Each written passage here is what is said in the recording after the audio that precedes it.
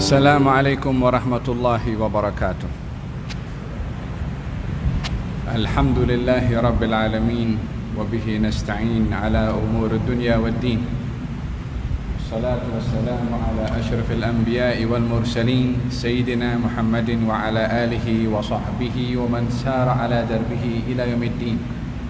Wa alaina ma'ahum wa fihim birahmatika ya arhamar rahimin. Amma ba'du. Terima kasih kepada pengurusi majlis, kepada seluruh pihak pengurusan Masjid Al-Bukhari beserta ahli jawatan kuasa, para habaib, para asatidzah, para tuan-tuan guru, para pencinta ilmu, hadirin dan hadirat, muslimin, muslimat yang dirahmati oleh Allah Subhanahu wa taala. Hari-hari ini umat Islam di mana saja mereka berada sedang menunggu hari di mana diingati pada hari tersebut peristiwa Isra dan Mi'raj Nabi Muhammad sallallahu alaihi wasallam. Yang ramai daripada ahli sirah dan ahli sejarah mencatat kalau peristiwa Isra dan Mi'raj itu berlaku di bulan Rajab. Di samping itu terdapat beberapa peristiwa besar yang juga berlaku di bulan Rajab. Di antaranya adalah masuknya Salahuddin Al-Ayyubi membuka Baitul Maqdis. Di bulan ini juga telah meninggal dunia Al-Imam Syafi'i. Di antara kejadian-kejadian yang terjadi di bulan Rajab, yaitu peristiwa besarnya adalah Isra dan Mi'raj, umat Islam dituntut untuk mengingati peristiwa tersebut. Begitu penting untuk ingat kepada kejadian-kejadian yang pernah berlaku satu ketika dahulu, dan tidaklah sepatutnya seseorang mengatakan kenapa mesti mengingati hal-hal yang sudah berlalu di belakang. Kalau kita sentiasa mengingati hal-hal yang sudah berlalu di belakang, kita akan menjadi terbelakang. Katanya begitu. Tidak disedari bahwasanya di dalam Al-Quranul Karim, pada bacaan surat yang dibaca sebentar tadi oleh imam kita, yaitu surat Al-Fil, Allah Subhanahu wa taala juga menceritakan kejadian yang sudah berlalu. Kejadian tentera gajah diceritakan oleh Allah di dalam Al-Quranul Karim. Apa tujuannya? Allah menceritakan hal yang sudah berlalu di masa lampau. Bahkan Al-Quran penuh dengan peristiwa-peristiwa yang diceritakan oleh Allah Subhanahu wa taala kepada baginda Rasulullah.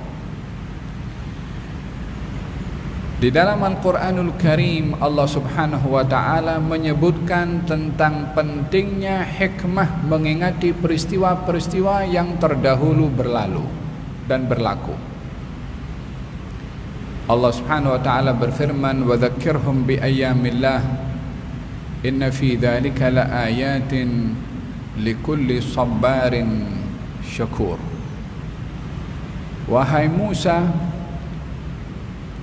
peringatkanlah kepada kaum kamu kejadian-kejadian Allah, kejadian-kejadian yang istimewa, yang kejadian-kejadian besar berlaku. Beri peringatan kepada kaum kamu, sesungguhnya di dalam mengingati peristiwa-peristiwa itu terdapat tanda-tanda kebesaran Allah bagi orang yang sabar dan orang yang bersyukur. Illah sebab yang Allah sebutkan pada ayat tersebut di dalam mengingati hal-hal yang sudah berlaku adalah mengingat tanda-tanda kebesaran Allah. Karena kejadian-kejadian yang berlaku kepada Nabi Musa adalah bahagian daripada tanda-tanda kebesaran yang Allah tampakkan kepada Nabi Musa dan juga Bani Israel. Maka pada penampakan itu Bani Israel diperintah untuk mengingati peristiwa-peristiwa tersebut. Di antara peristiwa yang berlaku pada Nabi Musa adalah turunnya al-manna was-salwa. Di antara peristiwa yang berlaku kepada Nabi Musa, mukjizah di mana lautan terbelah untuk menjadi laluan bagi Bani Israel. Di antara yang berlaku kepada Nabi Musa, tongkat yang bertukar menjadi ular sebagai mukjizah yang Allah berikan kepada Nabi Musa untuk membenarkan ajaran Nabi Musa. Belum lagi mukjizah-mukjizah yang lainnya yang diberikan oleh Allah kepada Nabi Musa, diperintahkan oleh Allah kepada Bani Israel untuk mengingatinya. Bila peristiwa berlaku kepada Nabi Musa diperintahkan untuk diingati, bukan hanya Bani Israel diperintahkan mengingati, tapi kita juga mengingatinya, karena kejadian-kejadian itu Allah kisahkan dalam Quran, sehingga kita pun walaupun bukan umat Nabi Musa, tapi kejadian yang berlaku kepada Nabi Musa ada di dalam Al-Quran, dan kita pun mengingati juga hal-hal yang berlaku kepada Nabi Musa.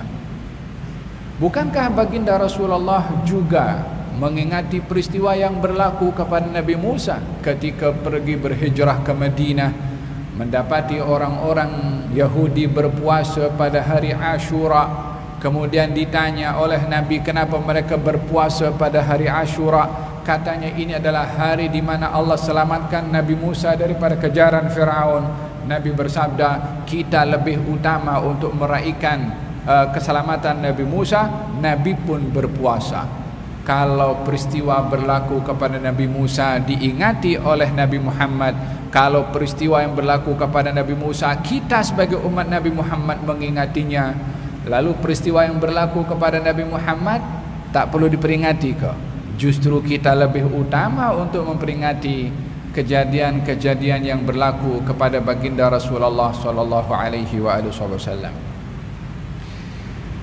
Namun pada kali ini saya tidak akan bercerita menjelaskan tentang perjalanan Isra dan Mi'raj, karena saya yakin semua yang hadir di sini adalah kalangan orang-orang yang terpelajar dan membaca serta mendengar atau rajin menghadiri majlis-majlis ilmu.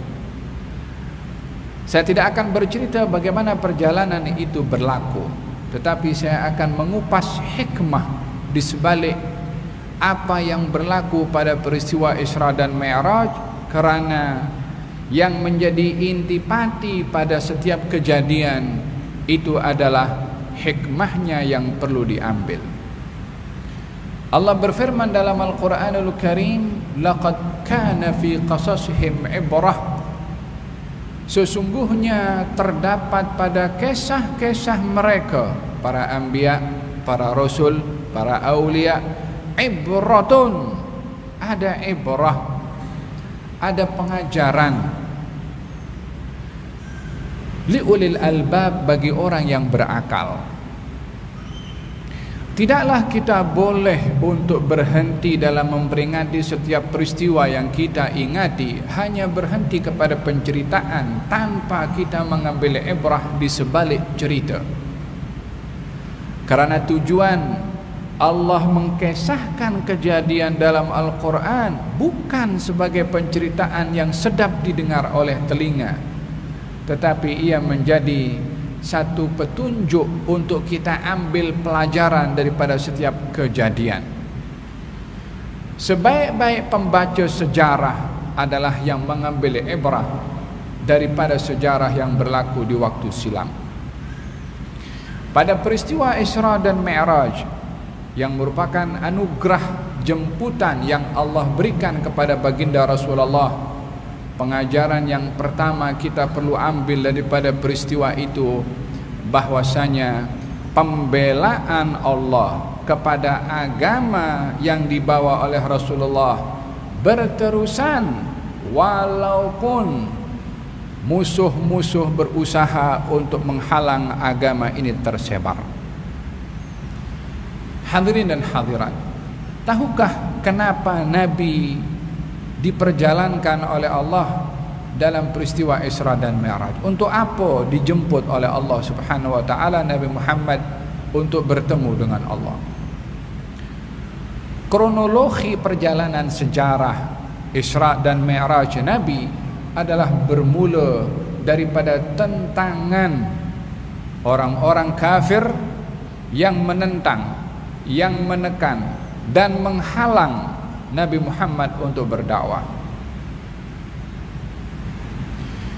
Peristiwa Isra dan Mi'raj berlaku setelah embargo ekonomi yang dilakukan oleh pemimpin-pemimpin Quraisy selama 3 tahun, mengembargo baginda Rasulullah dan Bani Hashim di kawasan yang namanya Sy'ab Abi Thalib. Tidak ada sesiapa yang dibenarkan untuk menjual beli makanan kepada baginda Rasulullah dan Bani Hashim. Tidak dibenarkan ada sesiapa yang boleh menikahkan anak lelakinya atau anak perempuannya dengan keluarga Bani Hashim. Tidak dibenarkan ada sesiapa yang berinteraksi dengan Bani Hashim. Waktu itu dipulaukan Bani Hashim daripada segala aspeknya, baik itu ekonomi atau sosial. 3 tahun hal ini berlalu kepada baginda Rasulullah dalam keadaan beliau dipulaukan dan tidak dapat berinteraksi dengan sesiapapun. Sehingga pada tahun ke-10, tahun terakhir di mana embargo itu selesai, dengan wafatnya Siti Khadijah dan wafatnya Abu Thalib, pada tahun itu juga tahun yang amat mencabar kepada baginda Rasulullah dalam perjalanan dakwah Nabi Muhammad. Bukanlah kewafatan Abu Thalib dan juga Siti Khadijah, melainkan menambahkan beban yang berat dihadapi oleh Nabi ketika berdakwah. Kalau dahulunya Nabi ada ruang untuk menceritakan dan mengeluh kepada Siti Khadijah untuk ditenangkan oleh Siti Khadijah, kali ini Nabi tiada sesiapa untuk dapat mendengar keluh kesah Nabi Muhammad ketika berdakwah dan mendapati tentangan. Kalau sebelumnya baginda Rasulullah dilindungi oleh Abu Thalib sehingga tiada sesiapa yang berani menyentuhnya, kali ini tiada lagi sesiapa yang membela kepada Nabi, sehingga kaum musyrikin Quraisy semakin berani menentang, menyakiti, bahkan menghalang Nabi untuk berdakwah di kota Mekah. Tidak cukup Nabi dihalang berdakwah di kota Mekah, tidak diberi ruang untuk hidup bebas, sehingga Nabi terpaksa berhijrah ke Taif. Di Taif tidak mendapatkan ruang sama dengan apa yang disikapi oleh kaum musyrikin di kota Mekah, sehingga Nabi pun kembali ke kota Mekah dalam keadaan tidak mendapat sambutan di Taif. Demikian sikap musuh-musuh Islam terhadap penyebaran agama Islam. Allah berfirman dalam Al-Quranul Karim, wa kadzalika ja'alna likulli nabiyyin aduwan syayatinal insi wal jin yuhi ba'duhum ila ba'din zukhrufal qawli ghurura. Demikian kami jadikan untuk setiap nabi itu musuh daripada manusia atau syaitan manusia dan syaitan jin, yang mana satu dengan yang lain saling berkomunikasi akan kata-kata yang menipu. Ya, setiap nabi ada musuh, baik daripada syaitan manusia dan syaitan jin, seperti Allah Subhanahu wa taala sebutkan di dalam Al-Qur'anul Karim. Pada ketika itu baginda Rasulullah berhadapan dengan syaitan-syaitan manusia yang menghalang Nabi untuk berdakwah. Di saat Nabi dihalang berdakwah di Mekah dan di Taif, dan Nabi tidak boleh masuk ke kota Mekah, disitulah mula datang isyarah jemputan daripada Allah untuk memperjalankan nabinya pada peristiwa Isra dan Mi'raj. Hal ini memberikan gambaran kepada kita bahwasanya setiap zaman tidak terlepas daripada syaitan manusia dan syaitan jin yang ingin merosakkan agama. Oleh sebab itu baginda Rasulullah memberikan isyarat, katanya, yahmilu hadzal ilma min kulli khalafin uduluhu yanfuna anhu tahrifal ghalin wa intihalal mubtilin wa ta'wilal jahilin. Akan membawa ilmu ini pada setiap generasi orang-orang yang terpilih. Dalam riwayat yang lain, akan membawa agama ini pada setiap generasi orang-orang yang terpilih. Apa tujuannya? Yanfuna anhu tahrifal ghalin. Tujuan orang-orang terpilih itu dilantik untuk menjaga agama dan menjaga ilmu. Tujuannya adalah yanfuna anhu, menepis, membersihkan agama daripada apa? Tahrifal ghalin. Tahrif, penipuan. Al-ghalin, pelampau. Golongan pelampau menggunakan agama untuk menipu orang.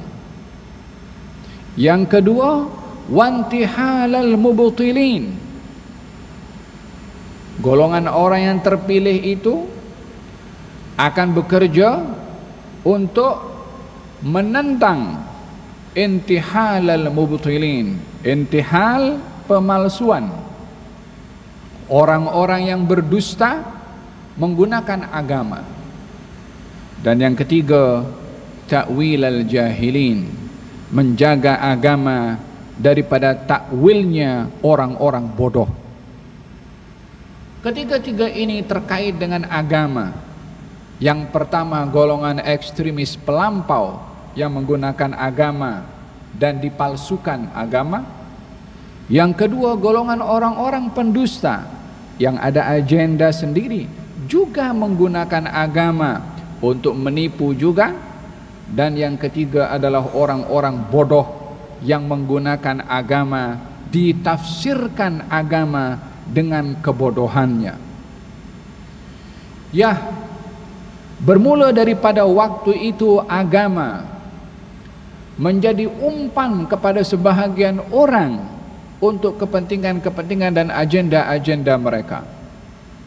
Ada yang pelampau, seperti mana kita saksikan di berita dan juga kita dengar di media sosial tentang slogan-slogan agama yang digunakan oleh golongan pelampau. Kita juga mendengar golongan orang-orang yang ada agenda memalsukan dan menipu orang lain juga dengan menggunakan agama. Dan yang ketiga adalah orang-orang bodoh yang juga berpenampilan sebagai orang yang berpegang kepada agama. Baginda Rasulullah bersabda, sebelum hari kiamat akan berlaku tanda-tanda. Inna min asyratis sa'ah, tanda-tanda hari kiamat, yurfa'ul ilm, ilmu diangkat. Wa yakthur al-jahl, kebodohan akan merebak. Wa takthur al-fitan, dan fitnah akan menyebar. Wa yakthur al-haraj, dan akan berlaku juga dengan jumlah yang banyak al-haraj. Apa itu al-haraj ya Rasulullah? Qal al-qatlu, pembunuhan. Bukankah di zaman kita sekarang ini berlaku semua tanda-tanda yang Nabi sebutkan? Innallaha la yantazi'ul ilma intiza'an ba'dama anzalahu Allah tidak akan mencabut ilmu setelah diturunkan oleh Allah. Wa innama dhahabal ilmu bidhihabil ulama, akan tetapi ilmu itu akan terangkat dengan meninggalnya para ulama. Fa idza dhahaba alimun dhahaba bima ma'ahu minal ilmi falam yabqa illa ru'usan juhalan idza su'ilu aftahu bighairi ilmin fadallu wa adallu. Kalau orang alim sudah meninggal dunia, maka dibawa ilmu yang bersama dengan orang alim itu. Nabi memberikan isyarat ilmunya dibawa. Artinya apa? Ilmu bukan ada pada kitab. Ilmu itu ada di dada para ulama. Bal huwa ayatum bayyinatum fi suduril ladzina utul ilma. Itu tanda-tanda kebesaran Allah yang ada di dalam dada orang-orang yang diberi ilmu. Amma yang ada dalam kitab untuk sekedar dihafal dan untuk bercakap dengan apa yang ada dalam kitab, semua orang boleh untuk menyampaikan. Hatta orang bukan Islam pun juga dengan melatih diri untuk pandai berceramah, dia akan berceramah juga. Tapi ilmu yang sebenar adalah ilmu yang ada di dalam dada, yang mewariskan rasa takut kepada Allah. Itulah orang yang berilmu. Namun kali ini semua orang tanpa melihat jati dirinya dan identitinya, bila ingin sesuatu maka yang dipergunakan adalah agama. Dan apa saja kalau dipakaikan dengan pakaian agama akan menjadi indah dan diminati oleh orang ramai, karena fitrah manusia suka kepada agama. Namun ramai daripada mereka yang menggunakan agama walaupun mereka adalah ghalin, pelampau, mubtilin, pendusta, dan juga jahilin, orang-orang bodoh. Oleh sebab itu Al-Imam Ibn Sirin mengatakan, inna hadzal ilma dinun fanzuru amman ta'khuduna dinakum. Ini ilmu ini adalah agama kamu. Hendaklah kamu melihat daripada siapa kamu mengambil ilmu. Sanad dalam mencari ilmu. Kepribadian, identiti orang yang perlu diambil ilmunya. Al-ilmu itu bukan hanya dilihat kepada apa yang dikata, tapi siapa yang berkata. Inna hadzal ilma dinun. Ini ilmu, agama kamu. Nilai ilmu ada pada agama. Salah mencari ilmu, salah memahami agama. Fanzuru amman ta'khuduna dinakum. Hendaklah kamu itu memastikan daripada siapa kamu itu mengambil ilmu. Ya, betul kita selalu mengatakan undur maqal wala tandur man qal.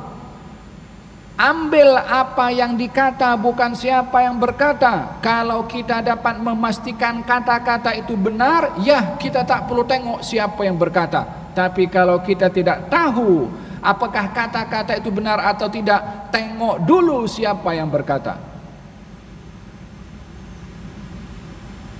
Fa'idha dhahaba al-alimu dhahaba bima ma'ahu minal ilm. Kalau orang berilmu meninggal dunia, ilmunya dibawa oleh siapa? Oleh orang alim tuh. Kitabnya ada, kita dalam handphone pun boleh simpan berapa banyak buku dalam kita punya handset, dengan kita punya iPad. Berapa banyak? Puluhan ribu kitab kita boleh simpan di sini. Yang dirisaukan adalah apa yang difirmankan oleh Allah Subhanahu wa taala, mathalul ladzina humilu taurata thumma lam yahmiluha kamathalil himari yahmilu asfara. Perumpamaan orang-orang yang diberi kitab Taurat lalu tidak diamalkan, tidak difahami dengan sebenarnya, umpama keledai yang membawa kitab-kitab atau lembaran-lembaran. Apa yang difahami oleh keledai itu dengan membawa kitab? Tak paham apapun. Yang kita risau di zaman ini adalah ramai orang membaca, ramai orang mungkin belajar, tetapi tidak memastikan daripada siapa ia belajar dan sejauh mana kesan ilmu itu di dalam hati. Fitnah akhir zaman. Kalau orang alim meninggal dunia akan dibawa ilmu bersamanya. Kalau orang alim pergi, yang ada siapa? Falam yabqa illa ru'usan. Yang ada adalah orang-orang ketua-ketua, juhalan, bodoh. Di dalam kebodohannya, idza su'ilu, kalau ditanya, orang dah tak dapat bezakan. Hanya tengok dia ketua, khalas kita tanya kepada dia. Sementara yang ditanya orang bodoh, faqidu syai' la yu'ti, yang tak punya apa-apa di dadanya, apa akan diberi kepada orang? Bila orang bodoh ditanya, aftau bighairi ilmin fadallu wa adallu. Bila orang bodoh ditanya, dia keluarkan fatwa tanpa ilmu, maka dia sesat dan menyesatkan orang lain. Orang kalau sesat pada dirinya yang sesat, tapi menyesatkan orang lain, ini adalah bahaya yang besar. Hadirin dan hadirat yang dirahmati oleh Allah, hikmah daripada peristiwa Isra dan Mi'raj adalah kita mengambil kronologi sejarah bagaimana kaum musyrikin yang menghalang Nabi berdakwah di Mekah, di Taif. Itulah yang menjadi sebab pada akhirnya Nabi dijemput oleh Allah Subhanahu wa taala. Kalau di setiap zaman ada orang-orang seperti orang Mekah dahulu, seperti orang-orang Taif yang menghalang tersebarnya agama, agama tetap tersebar karena yang punya agama adalah yang maha hidup dan tidak mati. Allah Subhanahu wa taala yang akan menjaga agama ini dengan bi'izzi aziz atau bidhulli dhalil. Dengan ada orang yang sokong agama ini, orang tolong agama ini atau tidak, ini agama tetap akan ditolong oleh Allah Subhanahu wa taala. Namun janji Allah Subhanahu wa taala akan melantik beberapa orang yang dipilih untuk menjaga agama ini, seperti mana hadis yang saya sebutkan sebentar tadi. Hadirin hadirat yang dirahmati oleh Allah Subhanahu wa taala. Hikmah yang kedua daripada peristiwa Isra dan juga Mi'raj Nabi Muhammad sallallahu alaihi wa ala alihi wasallam adalah rabtu hadhihi al-ummah bi nabiyha, mengikat hubungan umat ini dengan nabinya. Penting bagi generasi zaman ini mempunyai hubungan kerohanian dengan Nabi Muhammad. Penting bagi umat ini mengenal biografi, biodata, sirah Nabi Muhammad, sehingga kajiannya kepada sirah menyentuh hati nurani dan perasaannya. Kajian kepada sirah Nabi Muhammad perlu untuk ada sentuhan dalam emosi, sayang, rindu. Bila disebut bergegar hati ini untuk rindu untuk jumpa, untuk berselawat kepada Nabi sallallahu alaihi wa ala alihi wasallam. Di antara asbab yang dapat mengeraskan hati seseorang sehingga sukar menerima kebenaran adalah orang itu bila jauh hubungan kerohanian dan hatinya dengan nabinya. Di dalam Al-Quranul Karim Allah Subhanahu wa taala menyebutkan, alam ya'ni lil ladzina amanu an takhsha'a qulubuhum li dzikrillahi wa ma nazala minal haqq wa la yakunu kal ladzina utul kitaba min qablu fatala 'alaihimul amadu faqasat qulubuhum wa katsirun minhum fasiqun. Bukankah sudah tiba waktunya bagi orang-orang yang beriman untuk khusyuk ketika disebut nama Allah dan tidak menjadi seperti golongan ahlul kitab sebelum mereka, sebelum umat Islam. Fatala alaihimul amadu, jauh jarak mereka, yakni jauh mereka daripada nabinya, daripada ajarannya, daripada kitab yang dibawa oleh nabinya. Faqasat qulubuhum wa katsirun minhum fasiqun. Hati mereka jadi keras dan mereka menjadi fasik. Apa sebabnya? Nabi mereka tidak diingati, ajarannya tidak dikaji, sirahnya tidak dipelajari, sehingga jaraknya masa yang bertukar generasi demi generasi, sehingga terlihat generasi yang akan datang jauh daripada nabinya, sehingga dengan begitu menjadi keras hati mereka. Oleh sebab itu, baginda Rasulullah sallallahu alaihi wa ala alihi wasallam menginginkan dekatnya hubungan umat ini dengan nabinya, karena beliau sendiri mengambil berat dengan umatnya, dekat dengan umatnya hatta di masa hidupnya, hatta setelah wafatnya. Beliau sendiri yang bersabda di dalam hadis, "Uridat alayya a'malukum mahasinuha wa masawi'uha, fawajadtu min mahasini a'maliha al-adha yumatu 'anil tariq, wa wajadtu min masawi' a'maliha an-nukha'atu takunu fil masjid wa lam tudfan." Akan dihantarkan amal perbuatan kamu wahai umat kepada aku, kata Nabi. Dihantarkan bila? Setelah wafatnya. Akan dihantarkan amal perbuatan kamu. Ya Rasulullah, untuk apa engkau mau tahu lagi dengan apa perbuatan umatnya, kalau bukan menunjukkan dekatnya beliau dengan umat ini sehingga mengikuti amal yang dilakukan oleh umat ini. Uridat alayya, dihantarkan amal perbuatan kamu, termasuk kita punya majelis pada hari ini. Dihantarkan amal perbuatan kamu kepada aku yang baik dan juga yang buruk. Aku dapati daripada amal perbuatan baik yang dihantarkan pada aku, kata Nabi, kalau ada orang mengetipikan benda tajam supaya tak terkena pijakan orang atau mengganggu orang yang lalu, perbuatan itu dihantarkan kepada aku, kata Nabi. Dan aku dapati daripada amal perbuatan yang tak baik dihantarkan kepada aku, orang meludah di masjid lalu tidak dibersihkan. Dulu masjid itu terbuat daripada tanah, kalau ada orang meludah ditutup dengan tanah supaya tak terpijak dengan orang lain. Perbuatan mengotori masjid pun dihantarkan kepada Nabi. Ya salam, agaknya Nabi ingin menyampaikan apa isyaratnya daripada beliau mengatakan amal kamu dihantarkan pada aku. Apa tujuannya? Kalau ingin memberitahukan aku dekat dengan kamu. Bukankah beliau yang bersabda, hayati khairun lakum wa mamati khairun lakum, kehidupan aku membawa kebaikan untuk kamu, kewafatan aku juga membawa kebaikan. Kata sahabat, ya Rasulullah, bagaimana kewafatan engkau membawa kebaikan untuk kami? Kata baginda Rasulullah, amal kamu disampaikan kepada aku. Kalau aku dapati amal kamu baik, aku bersyukur kepada Allah. Yang berbuat baik umat, yang dapat pahala umat, yang gembira Nabi Muhammad. Ya salam, bukankah ini petunjuk jelas bagaimana Nabi ini perhatian dengan umatnya hatta setelah wafatnya. Dan kalau aku dapati amal perbuatan kamu tidak baik, istaghfartu lakum, aku mintakan ampun kepada Allah untuk kamu.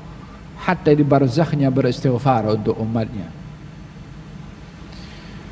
Hikmah ini kita ambil daripada sikap kaum musyrikin yang enggan untuk menerima Nabi, baik di Mekah ataupun di Taif. Di saat mereka itu menolak Nabi, yang pertama menyambut Nabi golongan jin. Tahukah apa yang berlaku kepada baginda Rasulullah saat kembali daripada Taif dan ingin masuk ke Mekah? Tak boleh, kecuali ada visa. Nak masuk negerinya sendiri pun tak boleh, melainkan visa diberikan oleh Mut'im bin Adi. Maka Nabi boleh masuk Mekah, bukan sebagai orang yang disambut, bukan sebagai warga negara, tetapi sebagai laji', sebagai pengungsi di negeri kelahirannya sendiri. Supaya kita dapat bayangkan bagaimana cabaran yang dilalui dalam hidup Rasulullah sallallahu alaihi wa ala alihi wasallam. Ya, tidak ada sambutan di Mekah, tidak ada sambutan di Taif, tidak ada sambutan pada mereka orang-orang sekeliling kota Mekah pada ketika itu. kembali daripada Taif, berdoa kepada Allah, bermunajat kepada Allah Subhanahu wa taala di saat malam qiyamul lail. Jin 7 orang lebih kurang, 7 jin datang mendengarkan Nabi baca Quran pada qiyamul lail. Allah Subhanahu wa taala cerita dalam Al-Quranul Karim, katanya diceritakan oleh Allah Subhanahu wa taala, jin datang mendengarkan Nabi mendengarkan bacaan Al-Quran dibaca oleh baginda Rasulullah. Ke-7 jin masuk Islam. Dia balik pergi ke negerinya pergi daripada Baghdad. Ya subhanallah, entah apa gerangan jin daripada Baghdad boleh sampai pergi ke Taif pada waktu itu. Dalam perjalanan Nabi nak balik, beriman kepada baginda Rasulullah. Katanya jin itu ketika balik ke negerinya bagi tahu, aku mendengarkan bacaan setelah diturunkan oleh Allah bacaan kepada Nabi Musa. Maknanya jin itu beragama Yahudi. Aku mendengar bacaan sebiji macam mana Allah turunkan kepada Nabi Musa. Katanya, ajibu da'i Allah. Hai jin, jom kita beriman kepada Nabi ini. Jin pun jadi pendakwah kepada bangsa jin di Iraq sehingga mereka masuk agama Islam. Di saat di Mekah ditolak, di Taif ditolak, manusia menolak, jin beriman kepada Nabi Muhammad SAW. Sebagai tanda ini agama mansur. Ini agama dijamin pertolongannya, pembelaannya oleh Allah, hatta semua orang menolak. Jin beriman.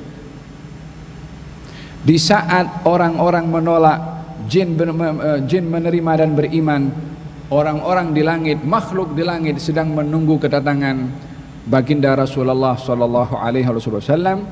Kita beri laluan azan.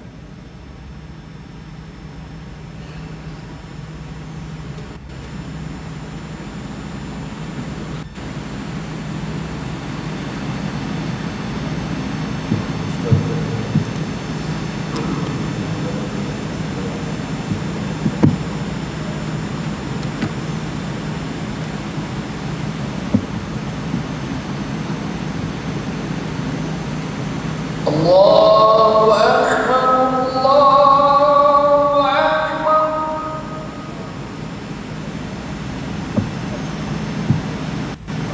Allahu Akbar, Allahu Akbar.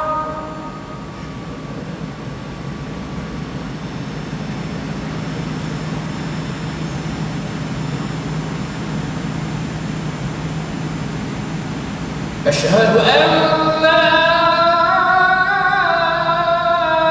إله إلا الله.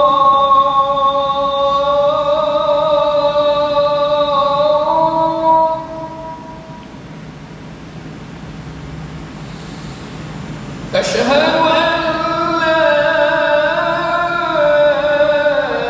لا إله إلا الله.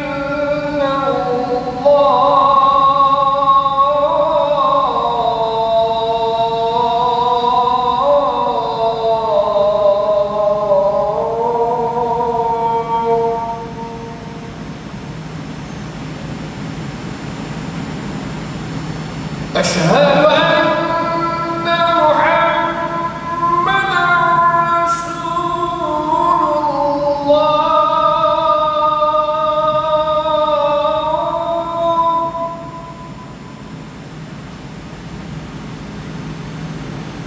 أشهد أن محمدًا رسول الله.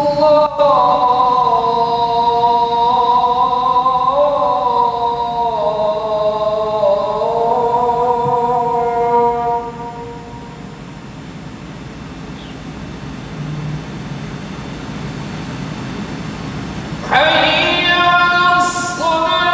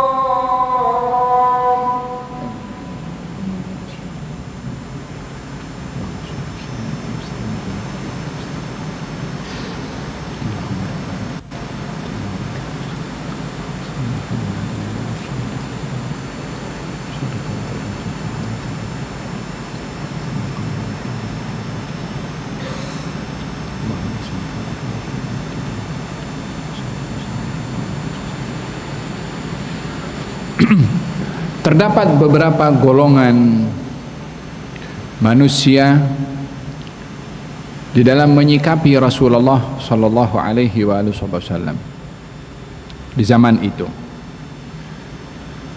Ada yang seperti Abu Jahal dan Abu Lahab, memusuhi, mengingkari ajarannya, menyakiti kepada baginda Rasulullah. Ada di antara mereka golongan orang-orang yang beriman, tetapi imannya tidak menyentuh kepada hatinya, walaupun beriman kepada Rasulullah. Golongan seperti ini adalah golongan yang ada terkadang di tengah-tengah umat Islam, walaupun beriman kepada Nabi Muhammad, tapi kosong hatinya daripada mengagungkan Nabi Muhammad. Golongan seperti ini seperti seorang bernama Dzul Khuwaisirah, atau yang lain namanya Dzu Ats-Tsudayyah. Dikenali sebagai seorang yang berpenampilan sederhana, nampak pada pakaiannya zuhud, nampak pada luarannya ahli ibadah, sehingga orang memuji kepadanya. Katanya janggutnya ini tak pernah kering daripada air wudu. Maksudnya sentiasa menjaga wudu. Artinya apa? Sembahyang, salat. Tetapi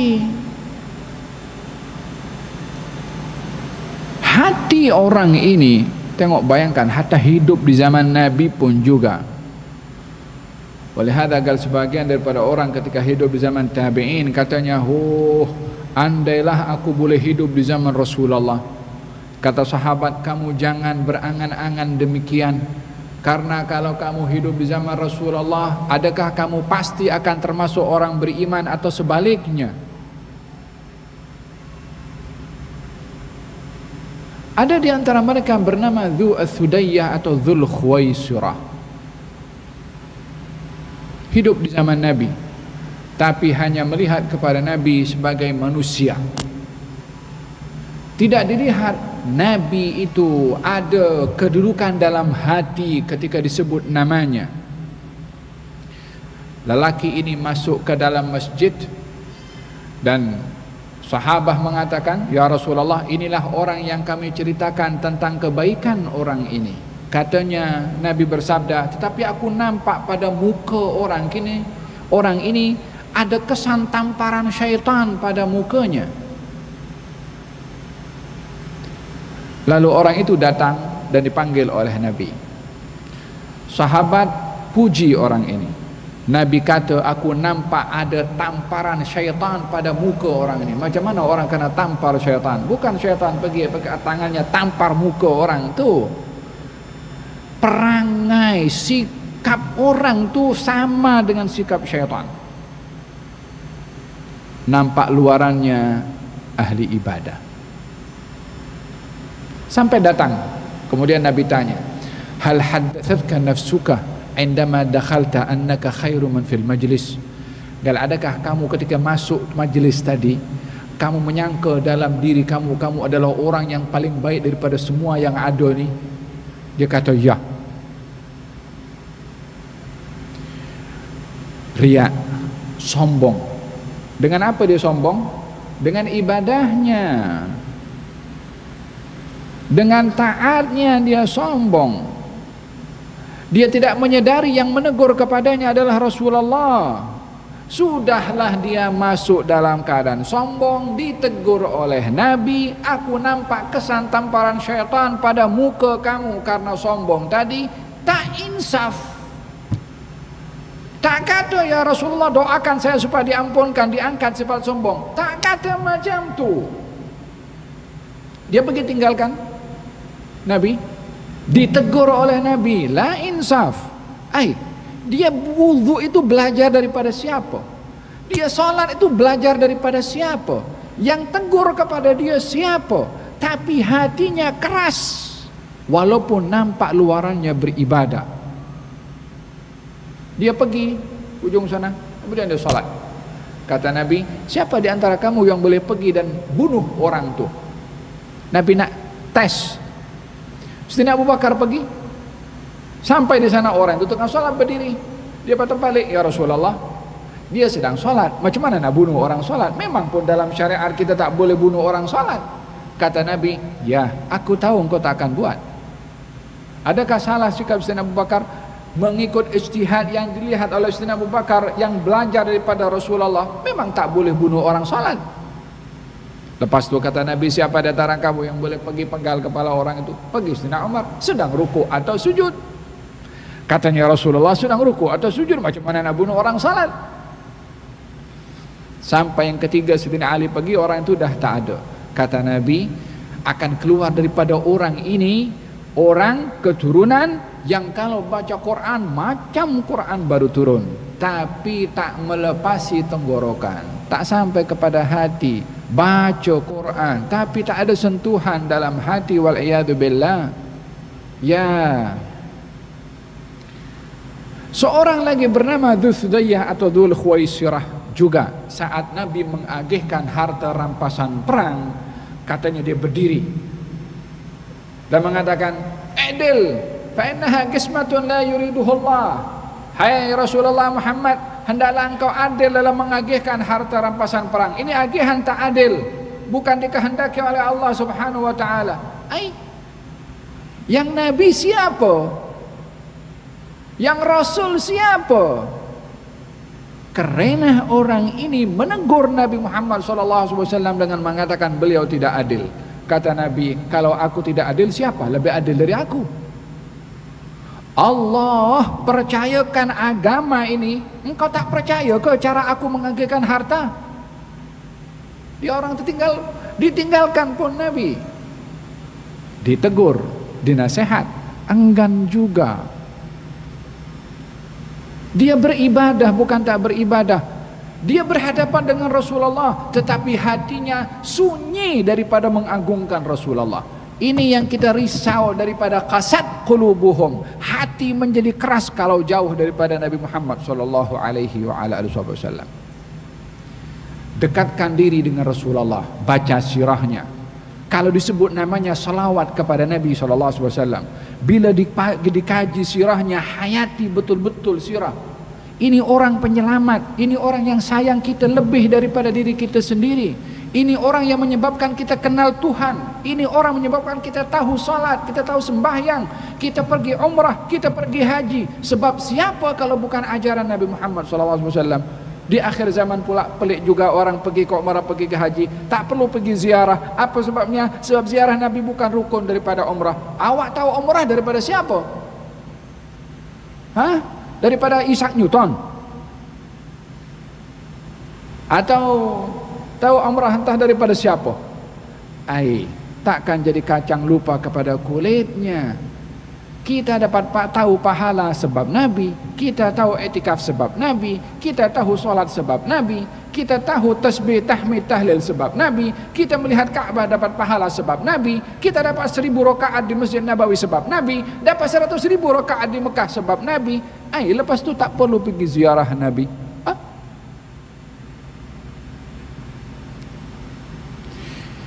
Idzan hikmah yang kedua yang perlu kita ambil daripada peristiwa Isra dan Mi'raj adalah menguatkan hubungan kerohanian kita dengan baginda Rasulullah. Kaji sirahnya, hayati kehidupannya, berselawat kalau disebut namanya. Yang ketiga,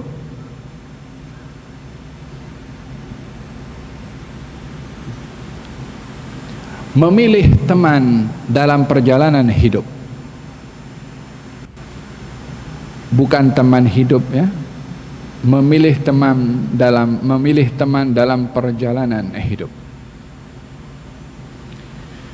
Hal ini dapat dilihat bagaimana Jibril alaihissalam yang menemani Rasulullah pada perjalanan tersebut. Jibril menunjukkan tempat-tempat yang baik, dan Jibril memberitahukan hal-hal yang tidak baik untuk agar supaya Nabi menghindarkan diri daripada hal-hal tersebut. Dalam perjalanan itu ditunjukkan oleh Jibril alaihissalam, kamu singgah di sini dan salat. Ini tempat kelahiran Nabi Isa. Sampai di Tur Sina, di sini kamu turun wahai Rasulullah Muhammad dan salat. Di sini tempat Nabi Musa berbicara dengan Allah. Sampai ke Madian, ada pokok di situ, turun di sini engkau Muhammad. Di sini Nabi Musa berteduh ketika menolong dua anak perempuan Nabi Syuaib. Sampai di Madinah turun, salat di sini. Ini tempat engkau punya hijrah. Kata Jibril, ditunjukkan tempat-tempat yang baik. Ketika di-offer oleh Nabi kepada Nabi khamar, madu dan susu, Nabi memilih susu. Kata Jibril, engkau memilih fitrah. Kalau engkau ambil khamar, maka akan binasa engkau punya umat. Diberitahukan mana yang baik, mana yang tak baik. Demikian dalam hidup ini kita memilih teman, supaya teman yang kita jadikan teman tu yang dapat menunjukkan kebaikan kepada kita. Al-mar'u ala dini khalilih falyanzur ahadukum man yukhalil, kata Nabi. Seseorang itu akan berada pada perangai dan sikap temannya. Hendaklah dia mengetahui dengan siapa ia berteman. Kata Imam Syafi'i mengatakan, salamun ala dunya idza lam yakun biha sadiqun sadugun sadiqul wa'di munsifa. Ucapan selamat tinggal, goodbye kepada dunia ini kalau tidak ada di atas dunia teman yang jujur, yang amanah, yang juga adil dengan temannya. Yang banyak di zaman kita adalah teman-teman yang ingin mengambil peluang. Hari ini kita sokong, karena apa? Di sebalik apa tu ada udang di balik batu. Hari ini kita bersama. Fahimtum? Al-akhilla ba'dhum yawma idzin li ba'dhin adu illa al-muttaqin. Orang yang berkawan di dunia ini nanti di akhirat akan saling tuntut menuntut, kecuali orang bersahabat dengan dasar ketakwaan. Allah berfirman dalam Al-Quran menggambarkan adanya orang yang menyesal karena berteman, salah pilih teman. Ya wailata laitani lam attakhid fulanan khalila laqad adallani 'anil dzikri ba'da idh ja'ani. Katanya, celaka aku, andailah aku di dunia tak jadikan si fulan tu kawan aku. Dia menyesatkan aku setelah kebenaran datang. Oh ya, kadang-kadang yang banyak menyesatkan kita adalah teman kita sendiri. Hendaklah kita memilih dengan siapa kita berkawan, dengan siapa kita berteman. Yang jujur, yang amanah, yang boleh tegur kita kalau kita salah. Itu teman sebaik, teman sejati. Yang keempat, hikmah yang keempat, sebelum saya tutup, adalah suhbatus salihin. Kenal kepada orang-orang saleh.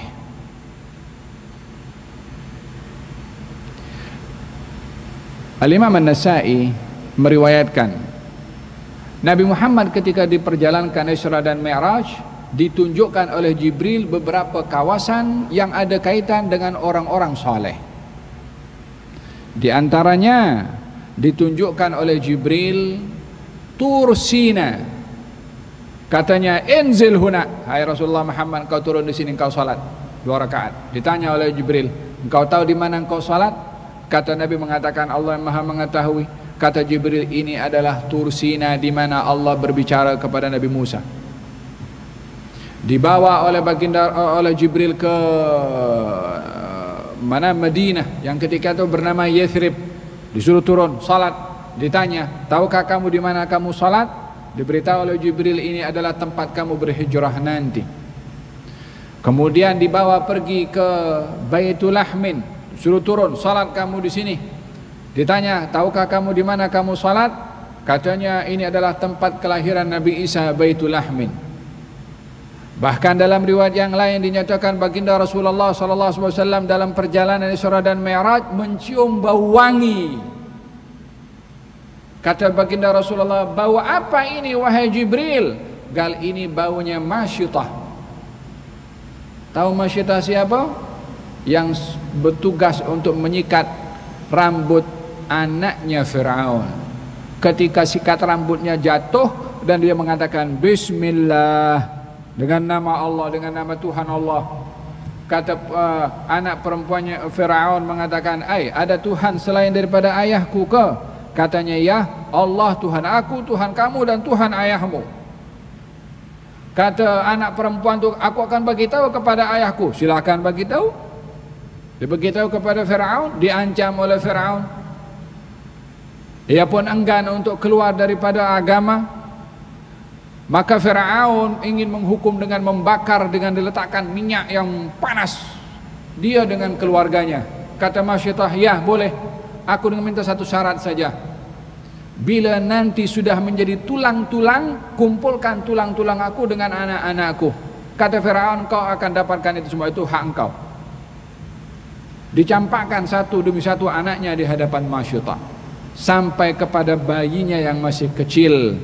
Ketika ingin dijatuhkan perasaan seorang ibu kepada anak waktu itu, Masyitah tak tega, tak tahan tengok anak kecilnya itu akan dicampakkan ke dalam api.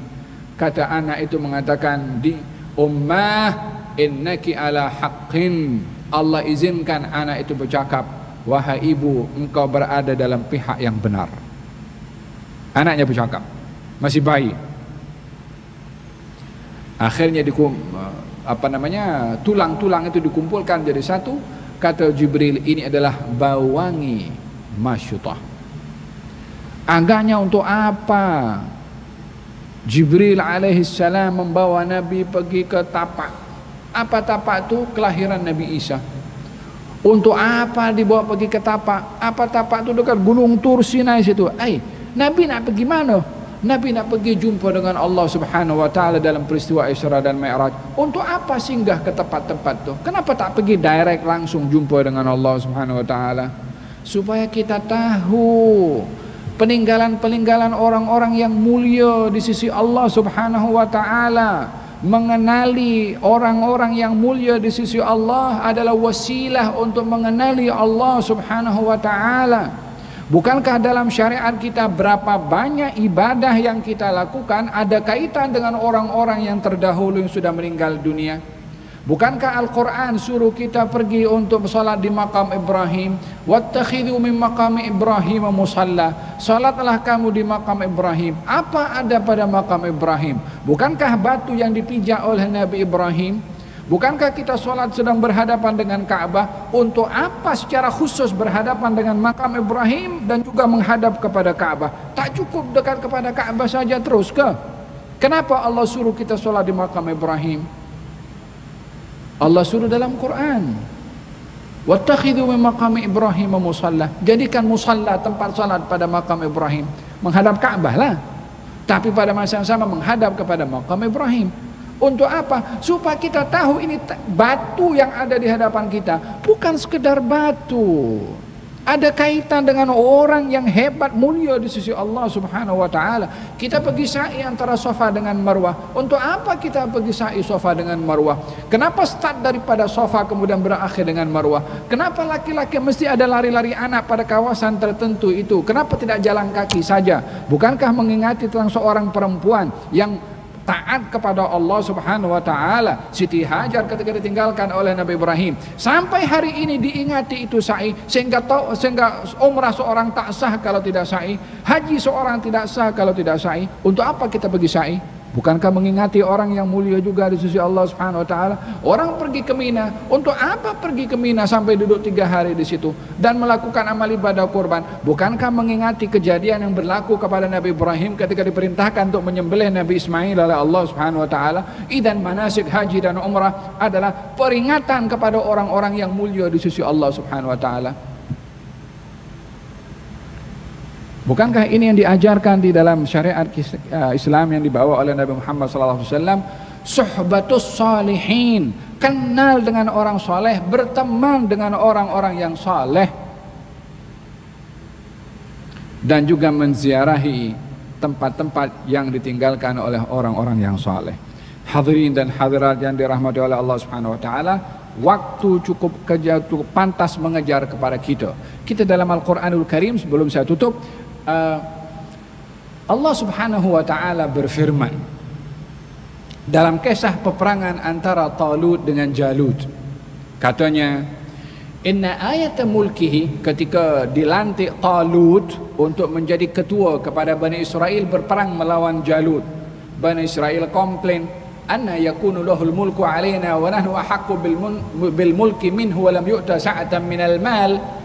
Kenapa dia itu Talut jadi ketua bagi kami? Kita lebih layak jadi ketua. Itu Talut miskin, tak punya duit, kita punya duit. Mentalitinya pada duit. Allah berfirman, inna ayat mulkihi, tanda kalau Talut itu adalah seorang ketua dan seorang raja, an ya'tiyakumut tabut, akan datang kepada kamu tabut. Apa itu tabut? Kotak. Fihi sakinatun min rabbikum wa baqiyatun mimma taraka alu Musa wa alu Haruna tahmiluhul malaikah. Kotak itu ada sakinah daripada Tuhan kamu dan peninggalan-peninggalan Nabi Musa dan Nabi Harun. Ada kotak. Kotak itu diisi oleh Bani Israel, baju, pakaian, kesan daripada tongkat, dan al-lauh yang ditinggalkan oleh Nabi Musa disimpan. Nabi Musanya sudah wafat, Nabi Harunnya sudah wafat, pakaiannya disimpan, tongkatnya disimpan. Dijadikan apa? Untuk syirik kepada Allah Subhanahu wa taala, untuk cari berkat dari Allah Subhanahu wa taala melalui orang yang berkat di sisi Allah Subhanahu wa taala. Quran ceritakan demikian, sehingga dijadikan itu kotak bila dibawa dalam satu peperangan, Allah turunkan kemenangan. Kenapa tak ada orang kata syirik masa itu? Zaman kita sekarang ada yang kata. Idzan hikmah daripada peristiwa Isra dan Mi'raj adalah suhbatus salihin. Kita kena kenal orang-orang yang saleh, menziarahi kepada mereka dan mengikuti sifat-sifat murni dan baik kepada mereka. Yang terakhir, salat 5 waktu yang merupakan hadiah terbesar dibawa oleh baginda Rasulullah sallallahu alaihi wa ala alihi wa sahbihi wasallam. Namun salat ini pernah dikomentari oleh Nabi sallallahu alaihi wa alihi wasallam tentang sikap manusia di akhir zaman. Katanya, latuntahakanna ural islami urwatan urwatan awwaluhunna al-hukmu wa akhirhunna as-salah. Akan terlerai ikatan-ikatan agama satu demi satu akan dilepaskan oleh manusia, oleh orang Islam sendiri. Yang pertama akan terlepas adalah sistem pemerintahan, yang terakhir akan terlepas adalah salat. Ya, salat ditinggalkan oleh umat Islam bukan bermakna orang Islam tidak salat. Ya, ada orang Islam tidak salat. Namun ada orang Islam yang salat tapi tidak menghayati salat di luar salat. Dia salat tapi dia mengumpat. Dia salat tapi dia berdusta. Dia salat tapi dia menipu. Dia salat tapi dia terima rasuah atau dia yang memberi rasuah. Dia salat tapi dia melakukan yang mungkar-mungkar, dia berzina. Dia salat, dia mencuri, dia salat. Idzan, manakah kesan daripada salat yang Allah sebut dalam Quran? Kalau salat itu mencegah diri seseorang daripada perbuatan keji dan mungkar, manakah kesannya pada orang yang salat bila ramai daripada mereka yang salat di zaman ini tapi tidak meninggalkan maksiat atau perbuatan yang keji? Mari kita bermuhasabah pada majlis yang penuh dengan barakah ini untuk menguatkan hubungan kita dengan Allah Subhanahu wa taala dan menguatkan hubungan kita dengan baginda Rasulullah sallallahu alaihi wasallam. Pilihlah dalam hidup ini teman yang baik. Carilah guru yang mendidik kepada kita untuk mengagungkan Allah, mengagungkan Rasulullah, dan mengagungkan apa yang diagungkan oleh Allah. Carilah guru yang melahirkan rasa takut kepada Allah Subhanahu wa ta'ala dalam hati dan jiwa kita. Jaga salat di dalam salat, jaga salat di luar salat. Kita berdoa kepada Allah, moga-moga Allah berkati majlis kita pada malam hari ini insyaallah. Dan mudah-mudahan Allah turunkan rahmatnya kepada kita. Allah ampunkan dosa dan salah silap kita. Dan moga-moga Allah Subhanahu wa ta'ala jadikan kita pada malam hari ini tetamu Allah di rumah Allah, yang dilayan oleh Allah dengan rahmah, dengan sakinah, diturunkan maghfirah, dan disebut nama kita oleh Allah dengan ridha dari Allah Subhanahu wa ta'ala. Dan moga-moga Allah Subhanahu wa ta'ala membimbing kita untuk rapat dengan orang-orang yang mulia dan orang-orang yang baik, dipertemukan dengan ulama-ulama yang membimbing kita makin dekat kepada Allah Subhanahu wa ta'ala. Dan moga-moga para asatidzah, para ulama yang hidup di zaman kita diberi sehat wal afiyah oleh Allah, diperpanjang umur dan dijadikan sebab keberkatan kepada kita semua insyaallah. Dan moga-moga yang hadir di sini, apa kita punya hajat, mudah-mudahan ditunaikan oleh Allah. Apa kita punya permintaan, dikabulkan oleh Allah. Apa kita punya doa, diperkenan oleh Allah Subhanahu wa ta'ala. Sementara kita berada di rumahnya, kita yakin permintaan kita akan dikabulkan oleh Allah Subhanahu wa ta'ala. Mudah-mudahan yang sakit diberi sehat, yang sehat ditambah kesehatannya oleh Allah, yang berbuat maksiat disentuh hatinya untuk bertaubat dan suka untuk bertaubat, yang sentiasa berbuat taat mudah-mudahan dianugerahkan istiqamah dalam berbuat ketaatan. Ya Arhamar Rahimin, Ya Arhamar Rahimin, Ya Arhamar Rahimin. Berkati semua yang hadir, bimbinglah ahli jawatan kuasa masjid ini dengan untuk mengimarahkan masjid ini dengan ilmu dan juga dengan zikir dan juga dengan Al-Quranul Karim. Mudah-mudahan rumah Allah ini sentiasa makmur dengan orang-orang yang baik. Dan moga-moga Allah berkati umur kita, dijadikan umur yang paling berkat pada penghujungnya insyaallah, dalam keadaan husnul khatimah, setelah diberi umur yang panjang dalam keadaan sehat wal afiyah. Allah berkati kita di bulan Rajab, disampaikan oleh Allah ke bulan Sya'ban, disampaikan oleh Allah ke bulan Ramadan, dalam keadaan sehat, dalam keadaan afiat, dalam keadaan melakukan ketaatan kepada Allah Subhanahu wa ta'ala. Amin ya rabbal alamin. Wa sallallahu ala sayyidina Muhammadin wa ala alihi wa sahbihi wasallam. Alhamdulillahi rabbil alamin.